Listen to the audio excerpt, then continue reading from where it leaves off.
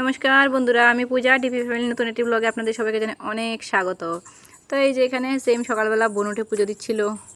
তো যেহেতু আজকে বৃহস্পতিবার, আজকে তো মা লক্ষ্মীর ঘট বসাতে হবে নতুন করে, মানে প্রত্যেক বৃহস্পতিবারই তো এটাকে পাল্টানো হয়। তার জন্য বোন এখানে ঘরটা রেডি করে নিয়েছিল। তো আম পাতা, বেলপাতা, দূর্বা যা কিছুই লাগে তো বোনই সব রেডি করেছে। শুধু মাকে বললো একটু আম পাতাটা এনে দেওয়ার জন্য, তো মা একটু আম পাতাটা এনে দিল। তারপরে বোন এখানে পুরো সমস্ত পুজোটাই রেডি করে নিল।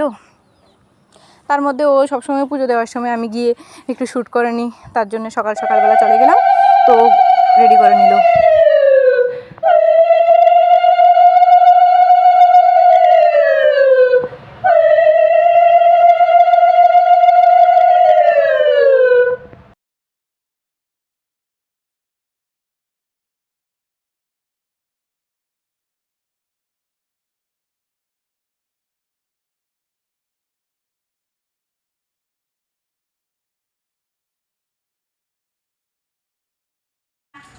হ্যালো, তো এখন দেখো একটু বেরোচ্ছি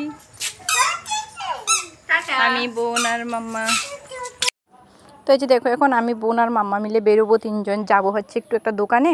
তো ওখানে গিয়ে কিছু জিনিস নিতে হবে। তো আমি আর বোন কী করলাম, আগে বেরিয়ে পড়লাম একটু সামনের দিকে। তো ভাবলাম কি দেখি তো মাম্মাকে দাঁড় করিয়ে রেখে এখানে, যে মাম্মা কী করে, চলো ওকে বলবো যে ওকে নিয়ে যাবো না। আর যে দেখো মাম্মা না গেটের বাইরে এসে দাঁড়িয়ে আছে পুরো, মানে ও আমাদের সাথে যাবে। ও বুঝতে পারেনি যে আমরা ওকে নিয়ে যাবো, দুষ্টুমি করছি। ও ভাবলো কি আমরা ওকে নিয়ে যাবো না, ভীষণ মানে কান্না করছিল, যাবো এরকম একটা ব্যাপার। তো ওখানে যাবো ভাবলাম, ওখানে গিয়ে তারপরে ওখান থেকে মাম্মার দোকানে গেলাম। মাম্মার জন্যে খাবার নিলাম, মানে ওর সিরিয়ালটা যেটা ওইটা নিলাম, আর ওর জন্য কিছু ডাইপার নিলাম। হাজব্যান্ড কী করলো, ডাইপার অর্ডার করেছে অনলাইনে, কিন্তু এখনও বাড়িতে এসে পৌঁছায়নি। তো মাম্মার তো লাগবে, তার জন্যে আমি দোকান থেকেই নিয়ে নিলাম খুচরোটা। তারপরে কিছু ফাস্টফুডের দোকানে গেলাম একটা, ওখান থেকে কিছু খাবার নিলাম, আমরা বাড়িতে এসে খাবো। তার মধ্যে আবার মাম্মাকে এই যে দেখো রাস্তার মধ্যে বোন কী করলো, ও না একেবারেই নামতে চায় না, হাঁটতে চায় না, মানে যতটুকুই ও হাঁটতে পারে ওটাও হাঁটতে রাজি নয়। কেন কি ও হাঁটবে না, ও শুধু কোলে করে ঘুরবে। তো বোন কী করলো, আমি ওকে বললাম একটু দাঁড় করিয়ে দে, দেখি ও হাঁটে কিনা। ও হাঁটেনি জানো। হ্যালো বন্ধুরা, তো এই যে দেখো এখন বাজে হচ্ছে সন্ধ্যা 7টা মতো বাজে। তো এখন আমি যাবো হচ্ছে একটু দোকানে, মানে জুয়েলারি দোকানে একটু যাবো। ওনাকে একটু দাঁড়াও, মাম্মা ভীষণ জ্বালাতন করছে। ওকেও রেডি করে দিয়েছে, ওকে নিয়ে যাবো। বোন গিয়েছে টিউশনে, ওখান থেকে ও বেরিয়ে গেছে। তো আমি ভাবলাম রেডি হয়ে গেলাম তাড়াতাড়ি, অলরেডি তোমার সাথে একটু কথা বলিনি, আমার ভীষণ তাড়ায়, সময় নেই।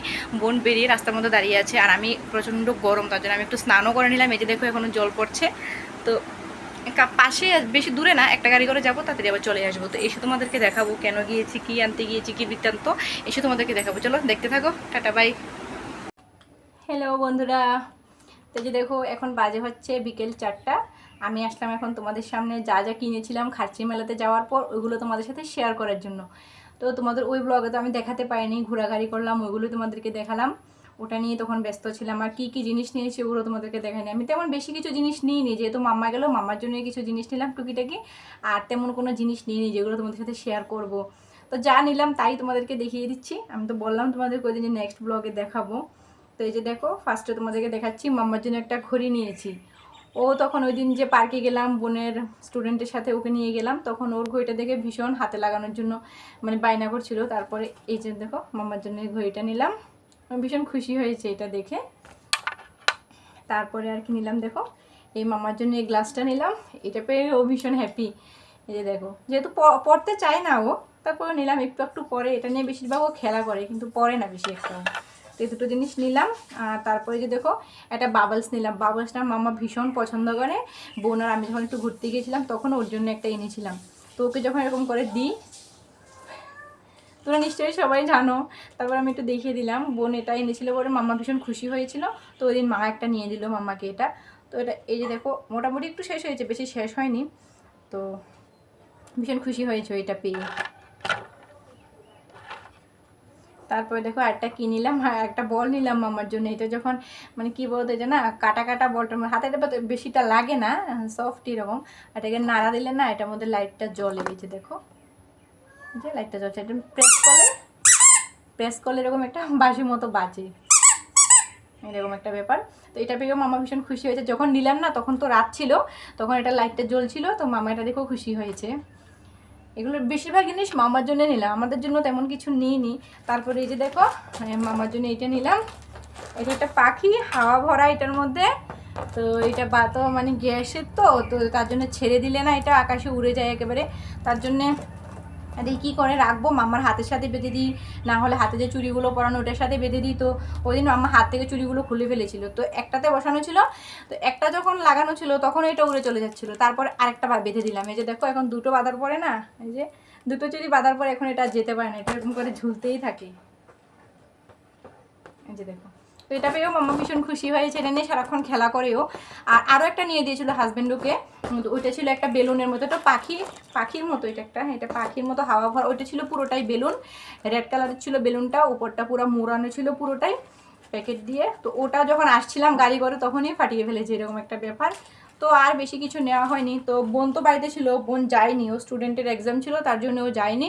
তো বোনের জন্য হাজব্যান্ড বললো কিছু নিতে, ও একা আছে বাড়িতে। তো এই যে দেখো বোনের জন্য ইয়াররিংগুলো নিলাম, ও ভীষণ পছন্দ করে। বোন নয় শুধু, আমিও বড় বড় ইয়াররিংগুলো ভীষণ পছন্দ করি। তো বোনের জন্য এই বড় বড় ইয়াররিংগুলো নিলাম। এই যে দেখতে পাচ্ছ, একটু ক্লোজ করে দেখিয়ে দিই তোমাদেরকে, ভীষণ সুন্দর। আর আমি জানো তো কীরকম চেয়েছিলাম, এখানে গোল মতো একটা বসানো থাকবে, যেটা কানে এভাবে বসে থাকবে, তারপর নিচে ঝুমকোটা ঝুলবে, কিন্তু ওইরকমটা না পাইনি। এটা কীরকম আংটা মতো, এই যে দেখো, এটা আমি কম পরি, তো বড় হলেই বোন পরবে, ওর পছন্দ হয়েছে ভীষণ।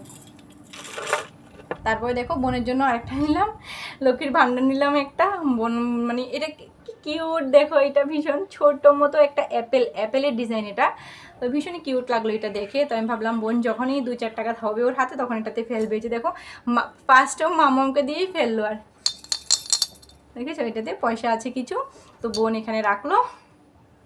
আমি বললাম যখনই হাতে কিছু আসবে টুকিটাকি তখন এটাতে ফেলতে পারবে ও। তো এটা পেয়ে বোন একটু খুশি হয়েছে, একটু অন্যরকম ছিল এটা, ভীষণ কিউট, ছোট্ট মতো দেখতে। এটা বোনের জন্য নিলাম আমি, ইয়াররিংগুলো আর এটাই নিলাম বোনের জন্য, আর তেমন কিছু নিইনি। আর আমার জন্যও তেমন কিছু নিইনি, শুধুমাত্র একটা গ্লাস নিলাম। তখন অনেক দিন ধরেই ভাবছিলাম এটা না হয় অনলাইনে অর্ডার করব, কিন্তু কী বলো তো, অনলাইনে অর্ডার করলে না আমার ওইদিকে মানে আমার শ্বশুরবাড়ির ওইদিকে ভীষণ প্রবলেম হয়, একটু দূরে আসে, বাড়ির সামনে তো আসে না, তো ওখান থেকে গিয়ে আবার আনতে হয়। যেহেতু হাজব্যান্ড বাড়িতে থাকে না, আমার একটু অনেকটাই প্রবলেম হয়, তার জন্য ওই দিন ওখানে গিয়েছি, তো দেখে নিলাম একটা। হ্যাঁ যে দেখো, তোমরা প্লিজ দেখে বলো এটা কীরকম হয়েছে গ্লাসটা, আমার তো ভীষণ ভালো লেগেছে। এই যে দেখো, হাজব্যান্ডও পছন্দ করলো, বলো ঠিক আছে এটা নাও, আমি একটু পরে দেখাচ্ছি তোমাদেরকে।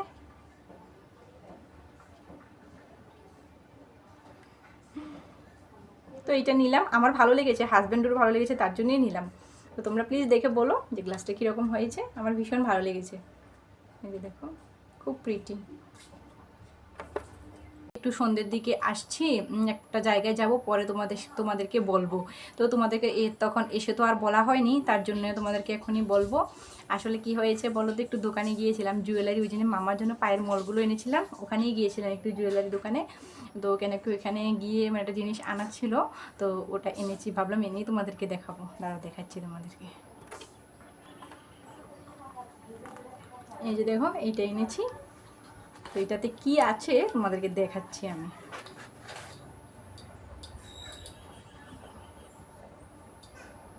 এই যে দেখো, এইটাতে আছে শাখা বাঁধানো।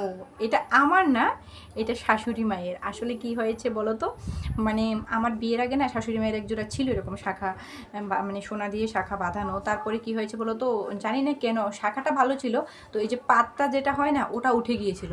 তো তখন মারও হাতটা খালি হয়ে যাচ্ছে, এরকম নর্মাল শাখাগুলো যেগুলোই পরে মা থাকে, তো যেহেতু এতদিন ধরে পড়ছিল, খারাপ লাগে দেখতে বলো। তো তখন থেকেই ভাবলাম কি মাকে বানিয়ে দেবো, ঠিক করে বানিয়ে দেবো, কিন্তু হয়ে ওঠে না। কি বলো তো, মানে যখন সময় হয় তখন টাকা পয়সা হয়ে ওঠে না, এরকম একটা ব্যাপার, ফাইন্যান্সিয়াল একটু প্রবলেম চলছিল, তার জন্য। তো এবার যখন এখানে, আর আমাদের কী বলো তো, সব কিছু জিনিসপত্র আমি এখান থেকেই বানাই, বাপের বাড়ি এখানে যেহেতু বিয়ের আগে বানাতাম ওখান থেকেই বানাই, তো ওনাদের ওরকম চেনাশোনা কিছু নেই। তো আমি ভাবলাম ঠিক আছে এখন এখান থেকেই বানিয়ে নিই। তো এবার যখন যাবো ভাবলাম এবার নিয়ে যাই সাথে করে, আর পরে আবার আসতে দেরি হবে, তার জন্য ভাবলাম কি নিয়ে নিই। তো কালকে এটা নিতেই আমি গিয়েছিলাম, তো এসে আর দেখানো হয়নি তোমাদেরকে। তো দেখানো ওই যে পাতের শাখা বাঁধানো ডিজাইনটা কীরকম হয়েছে তোমরা বলো, আমি একটু ক্লোজ করে দেখিয়ে দিচ্ছি তোমাদেরকে।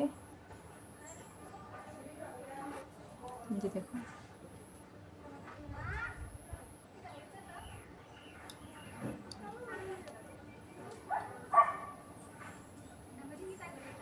তো এটা ছবি আমি তোমাদেরকে দিয়ে দেবো, তোমরা দেখতে পাবে।